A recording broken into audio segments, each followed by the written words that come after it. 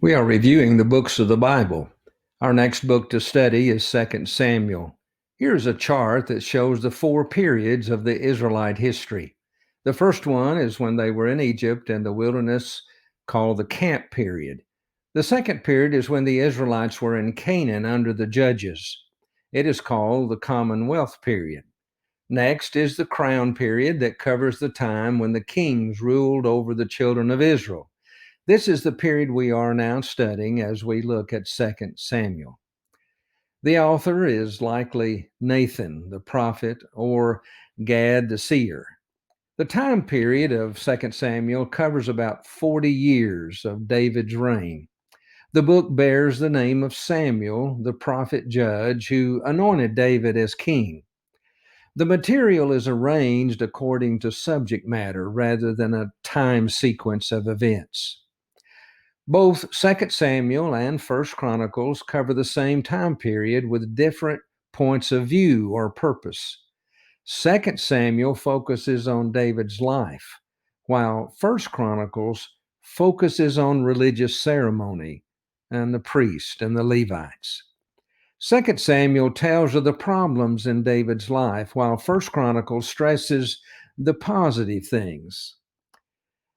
As far as the military organization of David's kingdom, we have the national militia with 12 regiments of 24,000 men with a general.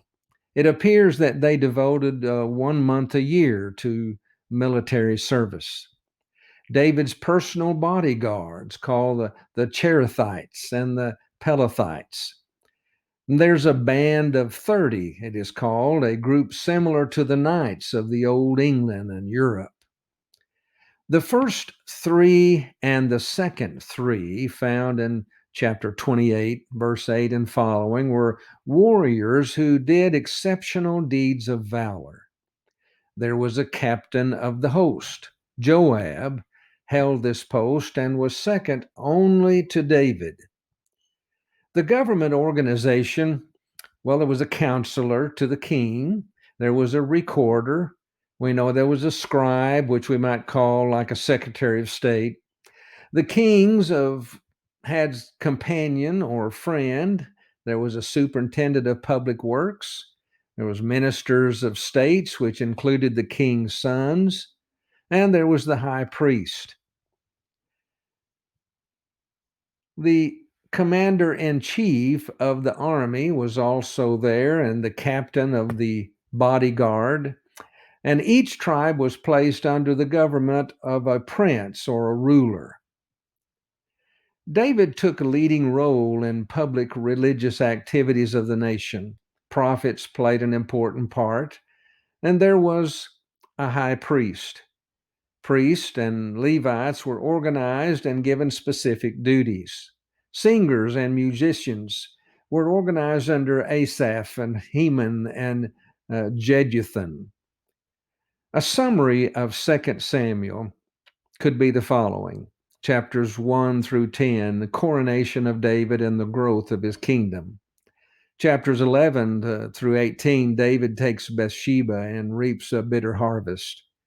Chapters 19 through 24, David's restoration to divine favor. Oh, there's so many lessons that we can learn in 2 Samuel. First of all, suicide is never right. Remember, it is self-murder.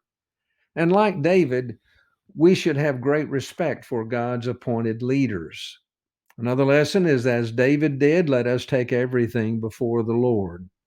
And like David, let us execute justice and righteousness to all men. Though David laid no hand to Uriah, he was guilty of his death. Nathan shows the value of the indirect mode of correcting another person's mistake. David's sin with Bathsheba was forgiven, but could not be left unpunished.